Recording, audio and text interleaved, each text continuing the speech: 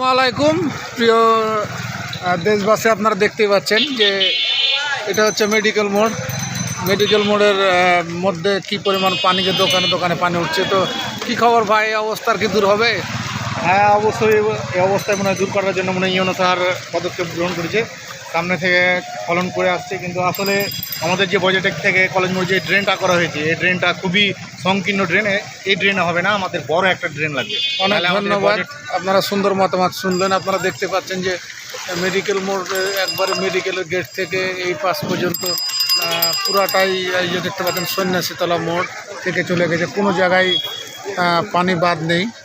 তো দেখতেই পাচ্ছেন আপনারা যে কী অবস্থা। জানি না এই দুরবস্থার আসলে কখনো দূর হবে কি না।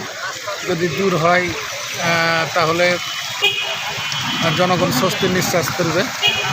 দেখতেই পাচ্ছেন আপনারা যে কী অবস্থা বর্তমান সন্ন্যাসীতলা মোড়ে। সেই অবস্থার অবসান হওয়া দরকার এবং দেখতেই পাচ্ছেন যে জনদুর্ভোগ চরমে ঠেকেছে। ভালো থাকবেন সবাই, দোয়া করবেন যাতে এই অবস্থার অবসান ঘটে যে কোনো সময়। একেবারে এটা দেখতে পাচ্ছেন যে চত্বরের নিচে আমরা দাঁড়িয়ে আছি মেডিকেল মোড়ে। ভালো থাকবেন সবাই, আল্লাহ হাফেজ।